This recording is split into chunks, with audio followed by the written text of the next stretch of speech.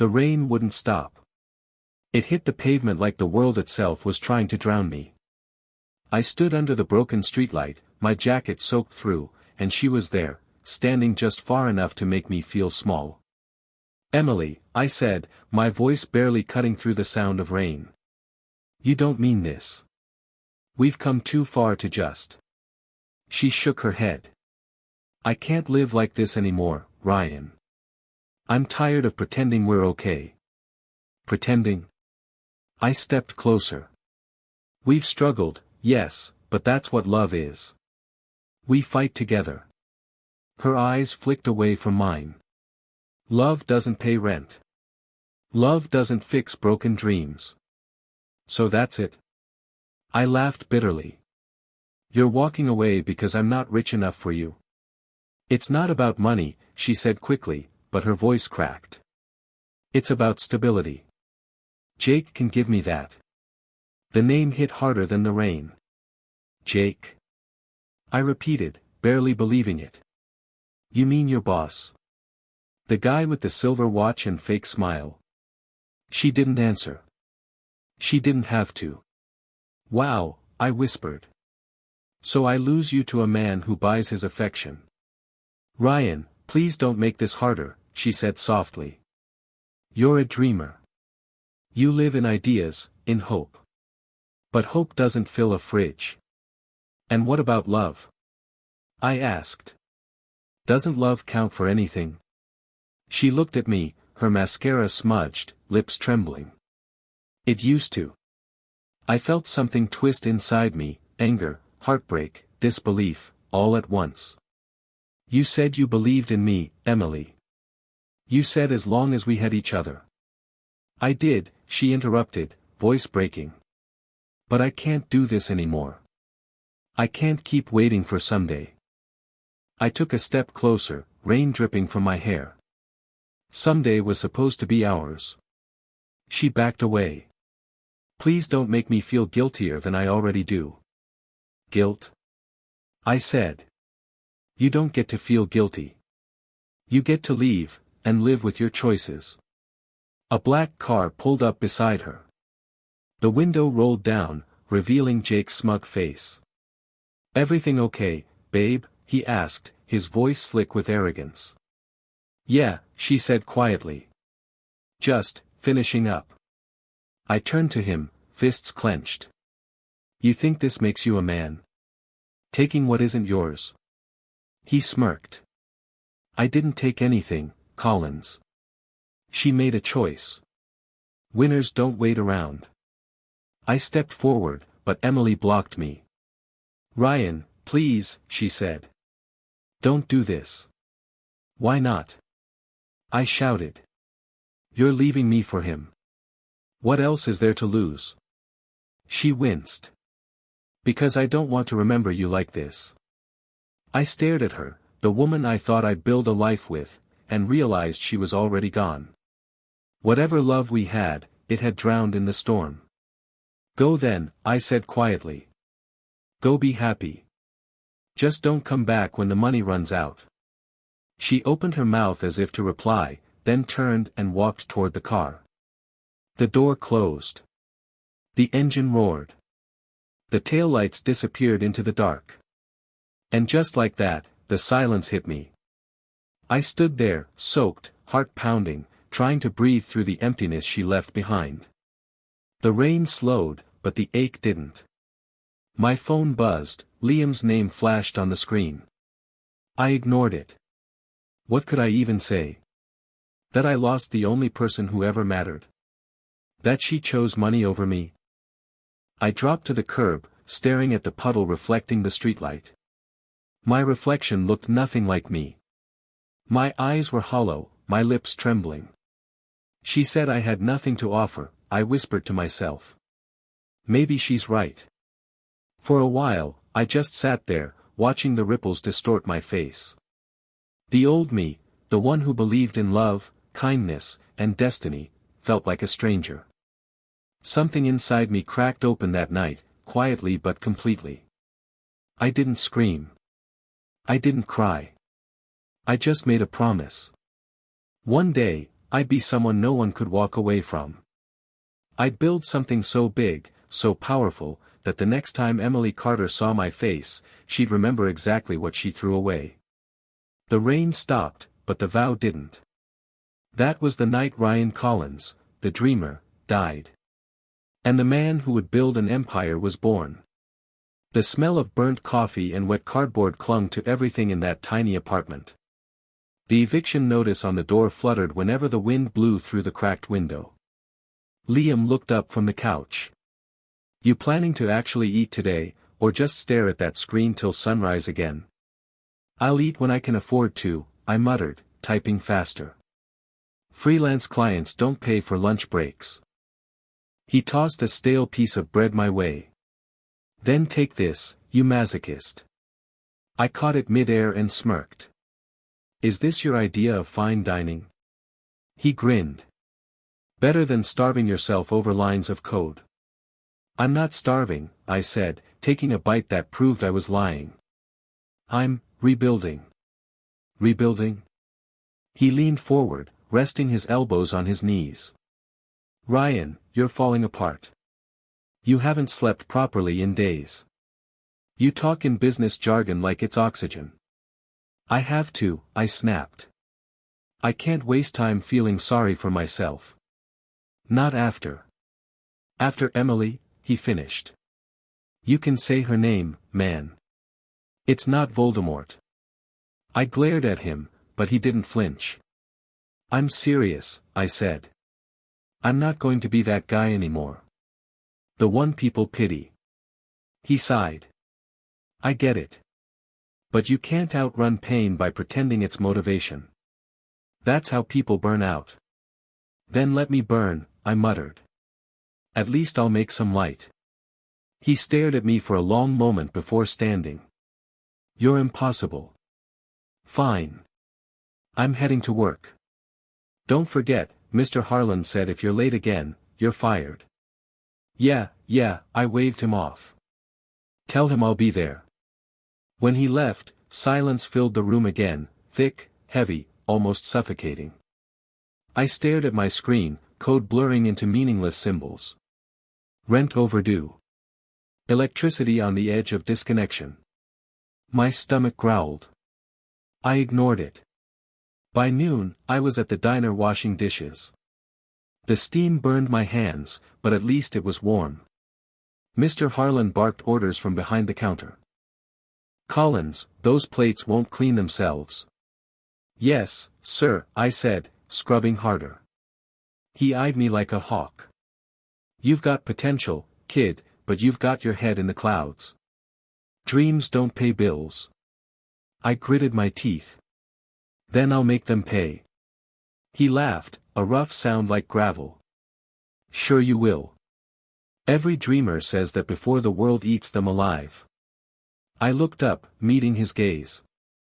Then I'll chew back. He blinked, surprised, then turned away. Just don't be late again. When my shift ended, I walked home through rain that felt colder than it should have been. My shoes squished with every step. A group of college kids passed by laughing, holding takeout and umbrellas. One of them wore the same jacket I once owned before pawning it. Liam was waiting at home with 2 instant noodles and a grin. Dinner of champions, he said. Champions of what? I asked, sitting beside him. Survival, he said, raising his fork. You'll see.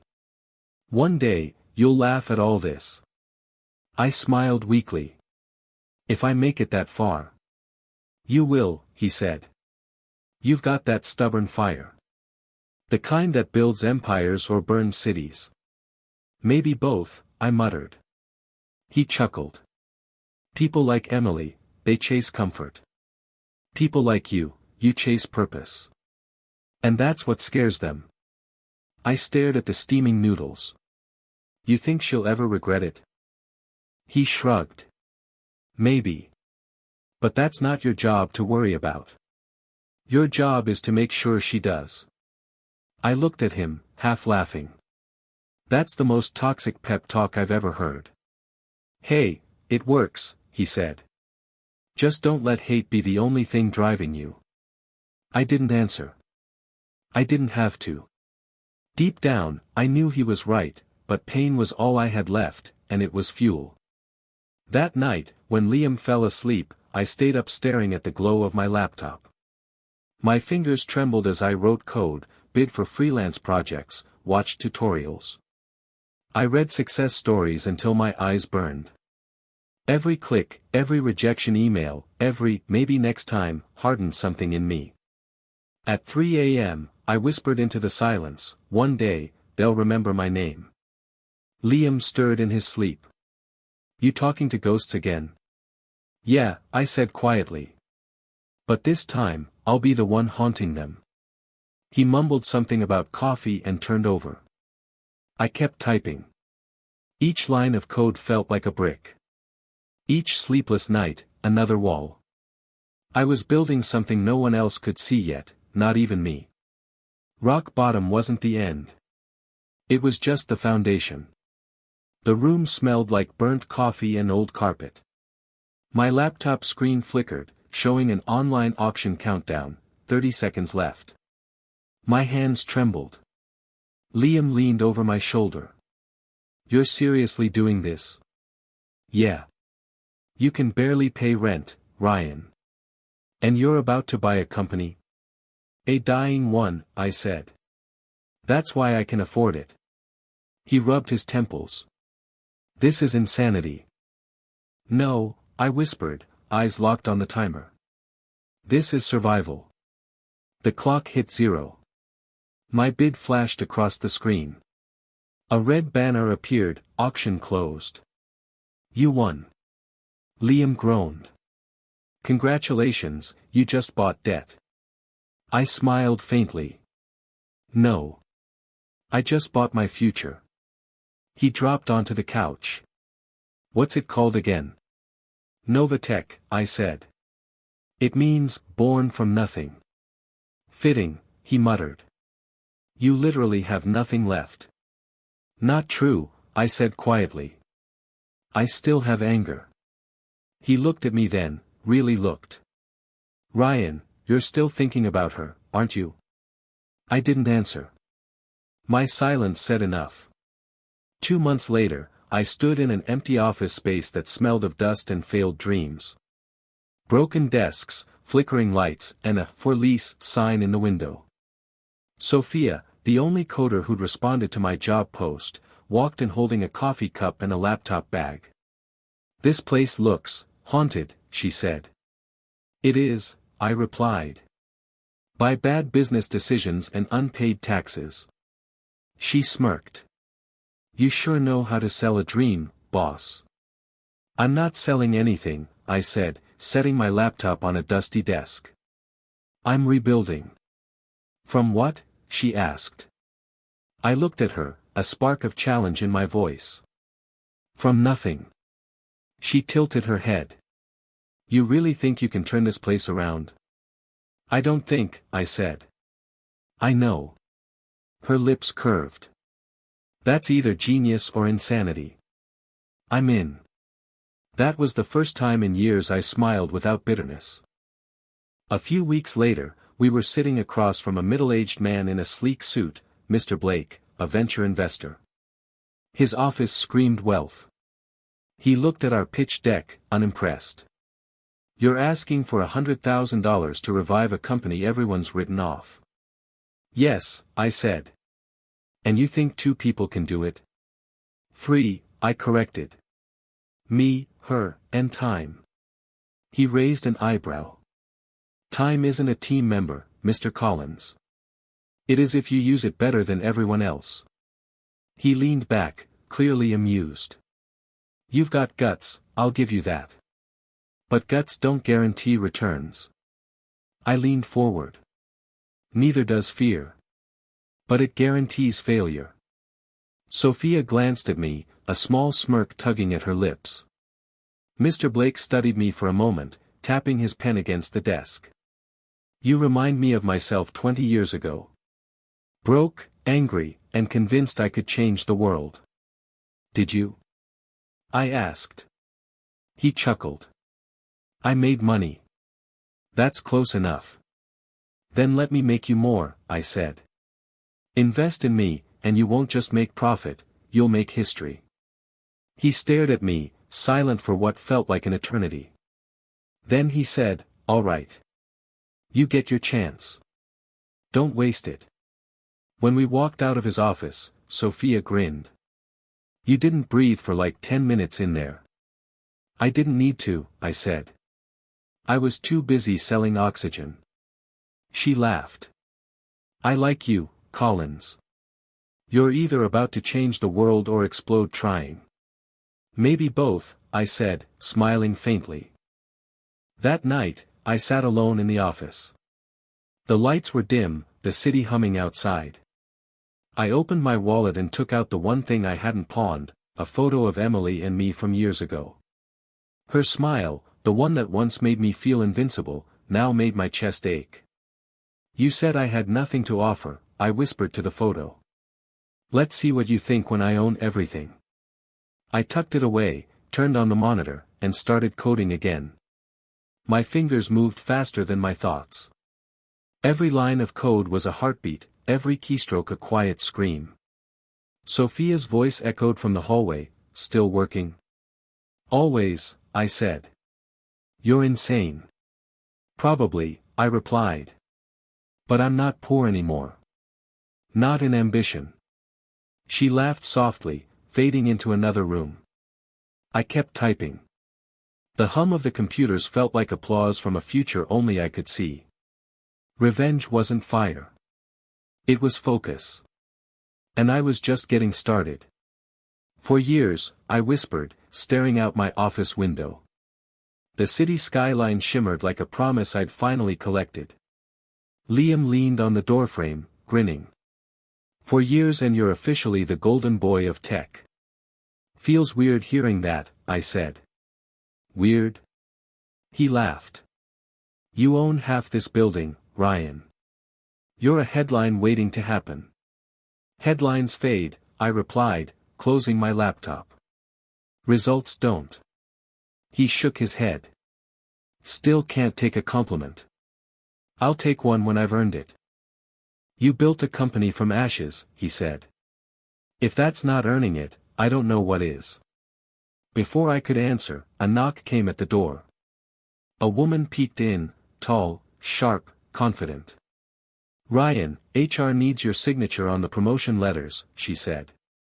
Elena, right? I asked. Liam's sister. She nodded, stepping forward. He told me you're impossible to work for. I had to see for myself. Liam groaned. Ignore her. She inherited sarcasm from our mother. Elena smiled slightly. I call it honesty. I took the folder from her. Honesty's good. I like people who tell me the truth. Careful, she said. You might regret that. Noted, I replied, signing the papers. Welcome to NovaTech. As she turned to leave, Liam whispered, You're hiring my family now? I'm hiring people I trust, I said. You just happen to share DNA with one.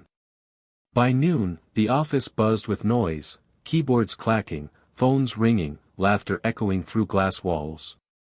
Sophia walked in holding 2 coffees. Morning, CEO, she teased, handing me one. Still not used to that title, I said. You'd better be. Investors are calling you a genius. Or a lucky idiot, I said, sipping the coffee. Depends on who you ask. She sat across from me. You really don't let yourself enjoy this, do you? Enjoyment slows you down. Or keeps you sane. I looked at her. I'll rest when I've seen her face again. Her expression softened. Still about Emily? Always, I admitted. She built a wall with my pain. I built an empire with it. Sophia sighed.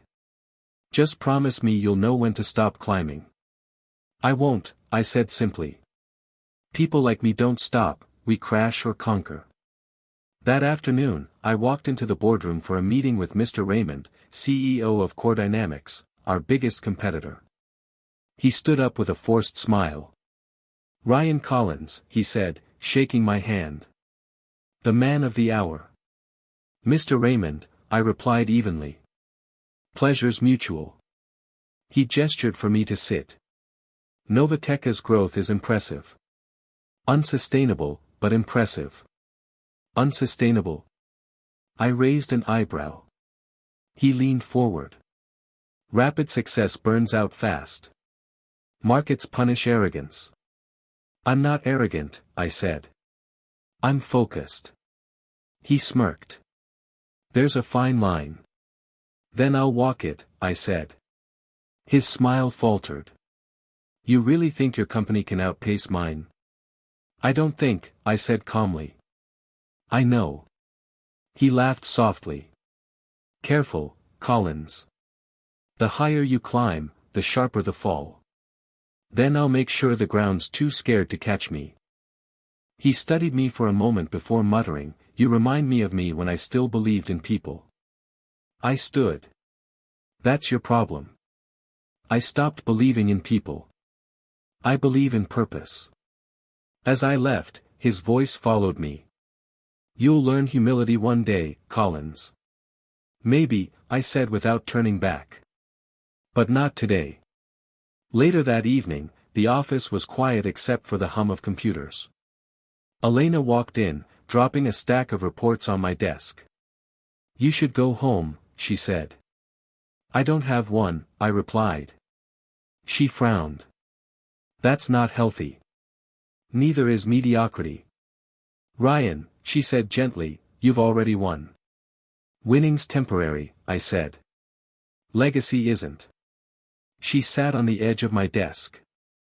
"You're chasing ghosts." "Maybe," I admitted. "But ghosts don't quit." Elena looked at me for a long moment before saying softly, "You know. Liam was right. You scare people, but somehow they still believe in you." "Fear's honest," I said.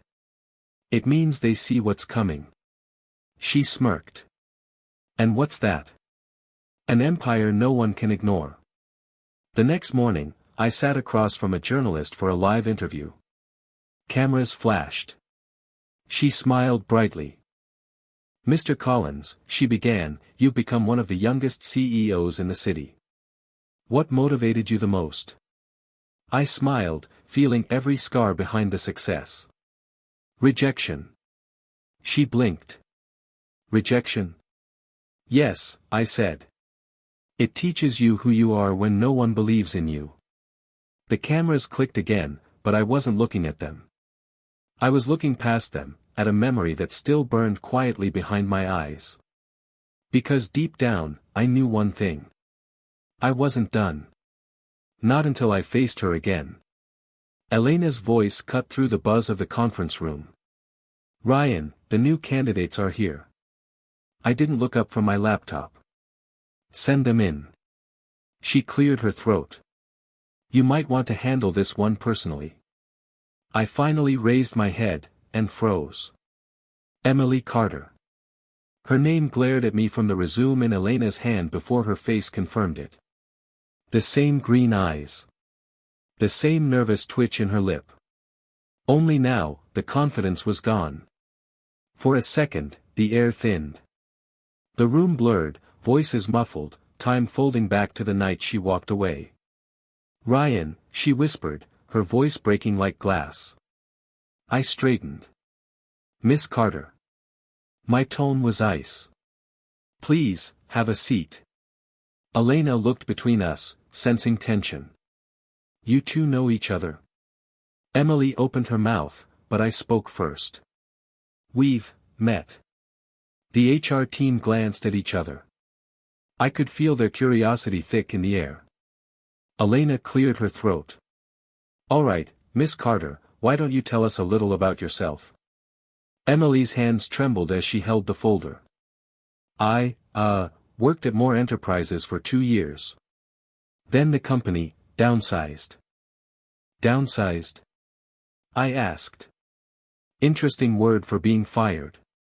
Her eyes snapped to mine. It wasn't my fault. I'm sure it wasn't, I said flatly. Continue. She swallowed hard. After that, I took some freelance consulting jobs, but things haven't exactly gone well. So, NovaTech is your next shot? I asked. Yes, she said quietly. It's my last one. For a moment, no one spoke. Even Elena hesitated before saying softly, Miss Carter, we appreciate your honesty. Emily nodded, but her gaze never left mine. Ryan, can we? Mr. Collins, I corrected. In this office, it's Mr. Collins. Her lips parted, hurt flashing in her eyes, but she nodded. Mr. Collins. I understand. I leaned back in my chair. Elena, clear the room. She hesitated. You sure? Completely. When the door closed, the silence between us felt heavier than the years we'd spent apart. You've built quite an empire, she said finally. I've been following your work. Glad to hear I still make headlines, I replied. Last I heard, you were too busy chasing luxury to notice. Her eyes dropped. I made mistakes. No, I said. You made choices. I thought Jake could give me stability. Instead, he gave you unemployment. She flinched. You're enjoying this, aren't you? Enjoying? I tilted my head. I'd call it poetic symmetry. She exhaled shakily. I didn't come here to beg, Ryan. I came here to work. Good, I said, standing. Because I don't hire beggars. I hire survivors. I can be that, she whispered. I studied her, the expensive facade was gone. Her eyes carried sleepless nights, her shoulders sagged with regret. This wasn't the girl who left me. This was the woman life had already punished. You'll be my personal assistant, I said. Her eyes widened. What? You heard me. I walked around the desk, stopping inches from her. If you want redemption, you'll earn it right here, by taking orders from the man you once thought wasn't enough. That's cruel, she whispered. I smiled. So was fate. Her throat tightened, but she nodded. If that's what it takes. Welcome to NovaTech, Miss Carter. She forced a faint smile. Thank you. Mr. Collins. I extended my hand. She hesitated before shaking it, the same touch that once made me weak now meant nothing. Her palm was cold. Mine, steady. You'll start tomorrow, I said. Elena will handle your paperwork. She gathered her things quickly, but before leaving, she paused at the door. Ryan. I didn't look up. You already forgot the rules. Right, she said softly. Mr. Collins. When the door shut, I let out a slow breath. My reflection in the glass stared back, the man she never believed I could become. Elena re-entered a moment later. That was tense. Professional, I said. She looked terrified. She should be. Elena folded her arms. You're really going to make her your assistant? Yes. Why? Because karma needed a stage. She shook her head. You're playing with fire. I am fire, I said quietly. She sighed. Whatever this is, don't lose yourself in it. I already did, I murmured. 4 years ago. Elena gave me one last look before leaving. The office fell silent again, but inside, something pulsed, dark satisfaction mixed with an ache I couldn't kill. I turned off the lights and whispered to the empty room, welcome back, Emily. Let's see how it feels on the other side. The first week was chaos, for her, not me. Miss Carter, I said one morning, not looking up from my screen, the report was due an hour ago. I'm almost done, she stammered. Almost doesn't count here, I replied. You either deliver or you don't. She nodded, eyes flicking down, hands trembling as she clutched the tablet. I watched her leave, her shoulders heavy. There was a strange satisfaction in it, the reversal of roles. She used to dismiss me, now she couldn't meet my gaze. Liam stopped by later, dropping into the chair across from me. You're pushing her too hard. She works for me, I said flatly. She'll manage. He studied me. You sure this isn't personal? I looked at him. Everything about her is personal. He sighed. Don't become what she made you, Ryan. I leaned back. I'm just holding her to my standards. He smirked. No, you're holding her to your pain. I didn't respond. He left shaking his head, muttering, You're losing yourself, man. The next day, Emily entered my office with dark circles under her eyes. The investor files you asked for. I took them without looking up. You missed the formatting guideline. I can fix it, she said quickly. No need. I'll have Sophia redo it. Her lips tightened. You don't have to. I don't have to, but I will. She nodded, quietly turning away. For a moment, guilt flickered, then I buried it. Sophia came in later with a folder and her usual calm smile. You know, she said gently, I could have handled that report from the start. I wanted to see what she could do, I said. She's not built for your kind of pressure. Then she shouldn't have applied. Sophia sat across from me, her tone softer. You used to believe in second chances. Remember? That was before I learned people only come back when they need something. She looks like someone trying to rebuild, Sophia said. And you look like someone trying to burn everything. I met her eyes. You think I'm cruel. I think you're hurt, she said simply. And you're dressing it up as power. Her words hit harder than I wanted to admit. I looked at the glass wall separating my office from the main floor. Emily sat outside, typing furiously, glancing at my door every few seconds. That night, I stayed late. Everyone had gone home except her. I walked out, pretending not to notice, but she spoke up. Do you ever sleep? She asked quietly. Do you? I shot back. Not much lately, she said with a weak smile. You give too many deadlines. Then maybe you should quit. She hesitated. Is that what you want? I turned toward her. I want results. Her voice softened. No, you want me to suffer. I didn't deny it. She stood. I deserve it. I hurt you. But this isn't who you are. My jaw tightened. You don't know who I am anymore. Her eyes glistened. That's the problem. You don't either. I walked past her, stopping at the elevator. Finish the client proposal by morning. Of course, Mr. Collins. When the doors closed, I saw her reflection fade behind me, smaller, quieter, broken. Back in my apartment, I poured whiskey and stared at the skyline. The city lights reflected in the glass, bright and distant. I caught my own reflection, sharp suit, cold eyes, steady hands. Everything I once wanted. But underneath, I saw something hollow. Liam's voice echoed in my head, don't become what she made you. Too late, I thought. That version of me was long gone. My phone buzzed, a message from Sophia, stop fighting ghosts. They don't bleed anymore. I stared at it for a while before locking the screen. She didn't understand. This wasn't about ghosts. It was about balance. Justice. The world had finally flipped, and I was the one in control.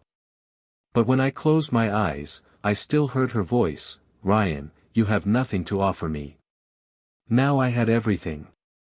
Everything except peace. I found her asleep at her desk again. The office was silent except for the hum of the AC. Her head rested on her folded arms, a half-finished report open beside her. The photo of her mother lay near the keyboard, worn edges, like it had been held too often. "Emily," I whispered, shaking her shoulder lightly. "You're still here." She stirred, blinking. "Ryan? What time is it?"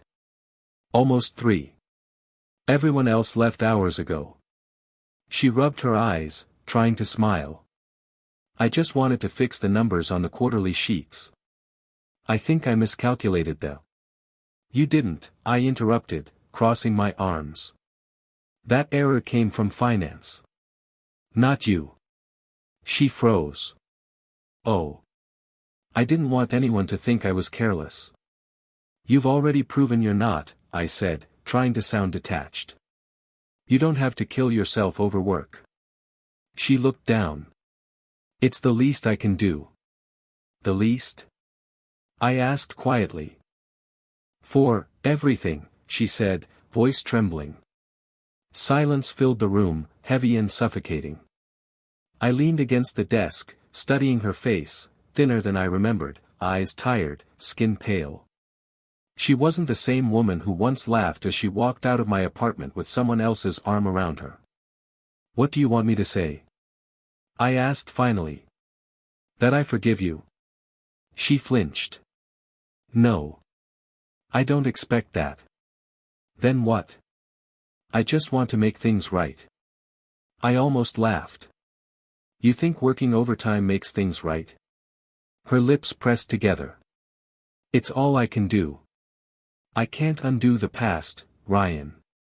Her voice cracked on my name, and something inside me shifted, a small fracture in the wall I'd built. I sighed, running a hand through my hair. "Go home. You'll ruin your health." She stood slowly, clutching the photo to her chest. "Thank you, for not firing me." "I should have," I muttered. "I know," she whispered. "But you didn't." She walked toward the door. Just before leaving, she turned. "For what it's worth, I'm sorry, not just for what I did to you, but for what it turned you into." Her words hit harder than I expected. When the door closed behind her, I sat at her desk, staring at the photo she'd left behind. Her mother's kind smile stared back at me, the same eyes Emily had when we first met. The next morning, Sophia walked into my office, coffee in hand. "Rough night?" she asked. "You could say that." "She stayed again, didn't she?" I didn't answer. Sophia sighed. "Ryan, you're pushing her too hard." "She's my employee," I said sharply. "She's your past," she countered. "And you're still bleeding from it." I looked up at her. "You think I'm doing this out of hate?" "I think you don't know what you're doing anymore," she said softly. "I see the way you look at her." I clenched my jaw. "Don't." "She's not the same person, and you're not either," Sophia continued. "Maybe it's time to stop punishing both of you." Her calm voice irritated me because it was true. "You should go," I said finally. Sophia nodded, leaving the cup on my desk. "You're losing yourself, Ryan. Be careful who you become." After she left, I stared out the window, the city lights blurring through the glass. Emily was in the conference room again, explaining something to a junior staffer, her gestures patient, her tone kind. The girl she used to be was gone, replaced by someone quieter, humbler, maybe better. That night, when she brought me the updated report, she hesitated at the door. "You wanted this on your desk before you left." I nodded without looking up. She turned to leave, then stopped. "Ryan, can I ask something?" "What?" "Do you still hate me?" Her voice was small, but it carried more weight than any argument. I looked up, meeting her eyes. "I don't know," I said honestly. "Maybe I did. Maybe I still do. But it's not the same anymore." She smiled faintly. "That's something, I guess." When she left, the silence returned, colder, deeper. I leaned back, staring at the reflection in my office window. The man staring back wasn't sure what he wanted anymore, revenge or release. And for the first time in years, I realized I might be tired of both. The office was quiet except for the ticking of the clock. Midnight again. I was finishing a proposal when I heard the sound, muffled sobs coming from the break room. I hesitated, then followed the sound. Emily sat on the couch, her shoulders trembling, face buried in her hands. "Emily," I said softly. She flinched, quickly wiping her tears. "I'm sorry. I didn't think anyone was still here." "I could say the same," I murmured, leaning against the doorway. "What happened?" She laughed weakly. "Everything. And nothing." I walked closer. "That's not an answer." She looked up, eyes red. "You really want the truth?" "I've been waiting for it." She inhaled shakily. "Jake used me." The words hung heavy between us. "He took everything," she continued, her voice breaking. "The money, the apartment, the car, even my dignity. I thought money could make me safe, that leaving you would fix everything. I was wrong." I froze.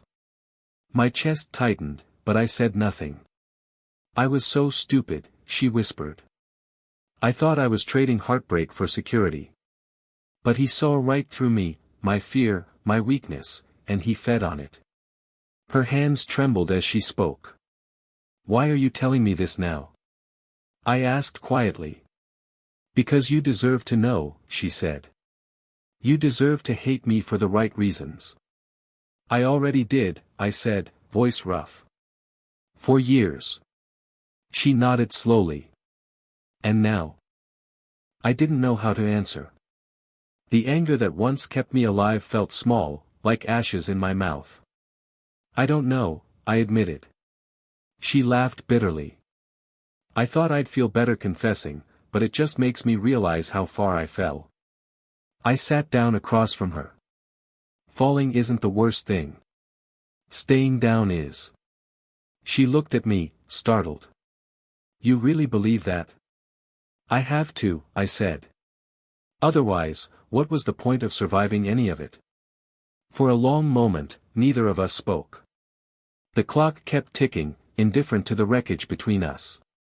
She finally whispered, "You became everything I once wanted, powerful, respected, untouchable." "That was the goal," I said flatly. She shook her head. "But now I see, you became what I needed." Her words hit me harder than I expected. "Needed?" "Yes," she said softly. "Someone strong, but not cruel. Someone who knows what pain feels like and still chooses kindness." I scoffed. "You think I'm kind?" "You came here," she said. "You could have walked away. You could have humiliated me. You didn't." I looked away. "Maybe I'm just tired of fighting ghosts." She wiped her face with the back of her hand. "I don't deserve forgiveness, Ryan." "Maybe not," I said. "But that's not the point." She frowned. "Then what is?" "That I'm done carrying it," I said simply. "The anger, the hate, it's eaten enough of my life." Her eyes filled again. "You forgive me?" I hesitated. I don't know if forgiveness is the right word. But I'm letting it go. She covered her mouth, sobbing quietly. "You don't know what that means to me." I leaned back, exhaling. "You're not the only one who made mistakes."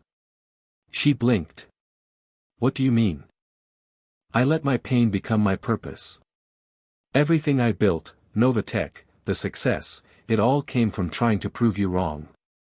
And when I finally did, it felt hollow." She stared at me, tears glistening. "I'm sorry for what I did to you. And I'm sorry for what I became because of you," I said. Silence fell again, softer this time. Not the cold kind, the kind that comes after truth. After a moment, she smiled faintly. "You know, Jake always said I'd never survive without him." "Guess he was wrong," I said. "Guess we both were," she whispered. I stood, offering her a hand. Come on. Go home. Get some rest. She hesitated, then took my hand, tentative, fragile. Her skin was cold, but the gesture was warm. As I walked her to the elevator, she looked up at me. Thank you, for not hating me anymore. I didn't reply. I just watched the elevator doors close, her reflection fading like a memory that finally stopped hurting. When the doors shut, I realized something: forgiveness wasn't about her. It was about freeing myself.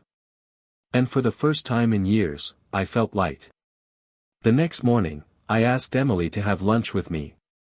No boardroom, no assistants, just us at a quiet cafe down the street. She seemed surprised when I suggested it. Lunch? With you? She asked as we stepped inside. Don't sound so shocked, I said. Even bosses eat. She gave a small smile but didn't say much after that. We ordered and sat across from each other, sunlight cutting through the window between us. For a while, the only sound was the clinking of cutlery. Finally, I broke the silence. I owe you honesty. Her eyes lifted. Honesty or closure?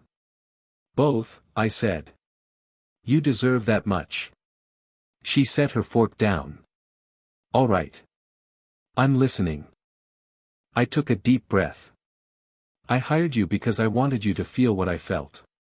Her expression didn't change, no tears, no anger. Just quiet understanding.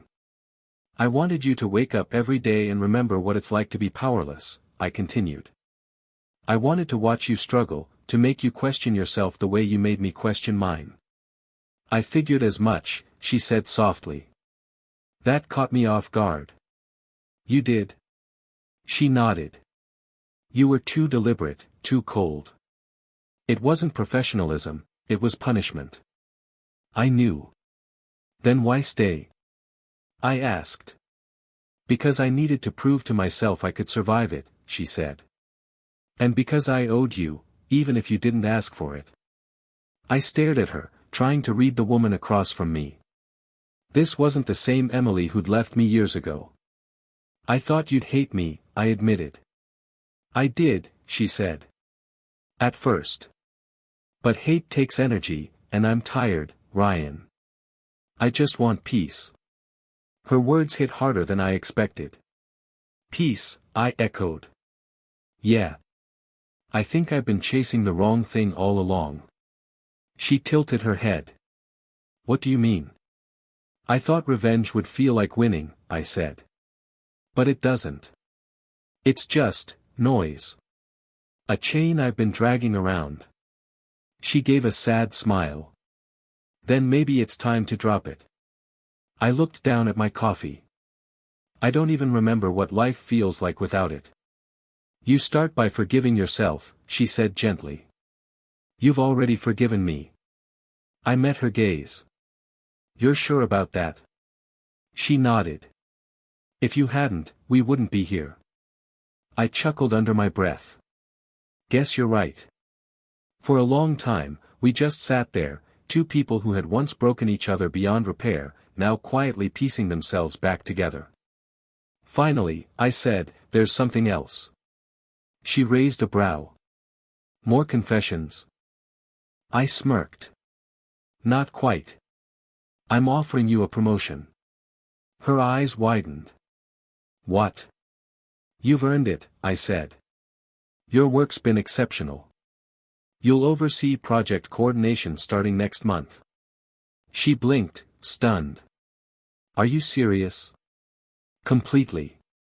Why? She asked, searching my face. Guilt? No, I said. Respect. Her lips parted, but no words came. I don't see you as the girl who left anymore, I added. You're someone who rebuilt herself. I respect that. She looked down, smiling faintly. Thank you. Don't thank me, I said.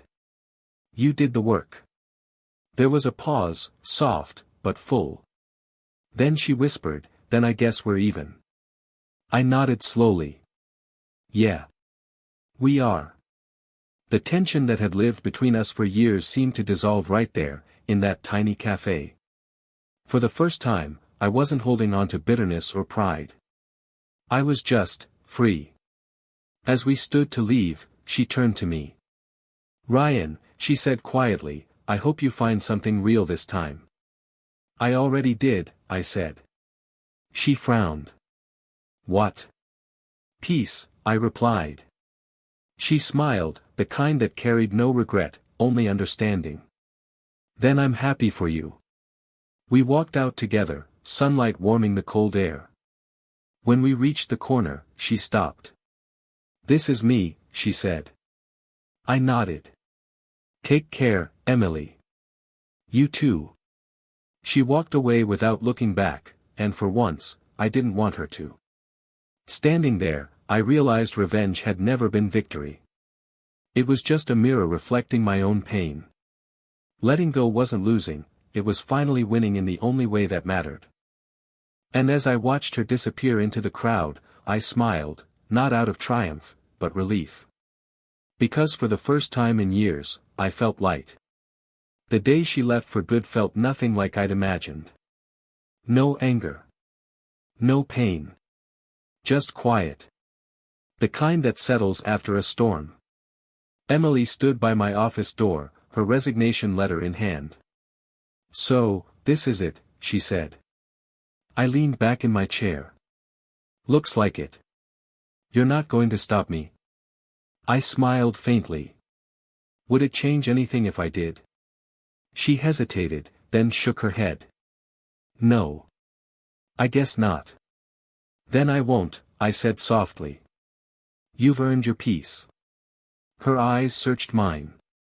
"Peace," she repeated. "That's all I ever wanted." Funny, it took losing everything to find it. "Sometimes we have to," I replied. "It's the only way we learn what matters." She walked closer, her footsteps light against the marble floor. "You've changed," she said. "Have I?" "Yes," she whispered. "You used to dream about love. Now you dream about freedom." I let out a quiet laugh. "Maybe they're the same thing." She smiled at that, not the smug, practiced smile I once knew, but something softer, real. "You built an empire, Ryan. You proved everyone wrong. Even me." "That was never the point," I said. "I thought it was, once. But now, it was never about proving anyone wrong. It was about proving to myself I could stand without hating the past." She looked down. "And have you?" I paused. "Yeah. I think I finally have." Silence stretched between us, warm this time, not sharp. "I never apologized properly," she said. "You did," I replied. "The day you stopped running from yourself." Her voice trembled. "You always know what to say." "I had a lot of time to practice," I said, smiling gently. "Pain makes a good teacher." She laughed quietly. "It does. But so does kindness." For a moment, I thought about how far we'd come, from that rain-soaked night where everything broke, to this quiet goodbye where everything finally made sense. "I'm joining a non-profit," she said suddenly. "They build schools for underprivileged kids. It's small, but it feels right." I nodded. "That sounds perfect for you." She smiled. "You really think so?" "I do. It's the first time I've heard you talk about something without fear." "Fear," she murmured. "Yeah. I lived in it for too long." I stood and walked around the desk, standing beside her. The skyline stretched before us, the glass towers of NovaTech gleaming beneath the afternoon sun. "Do you ever regret any of it?" she asked quietly. I thought for a moment. No. Every mistake, every heartbreak, it built this. Not just the company, me.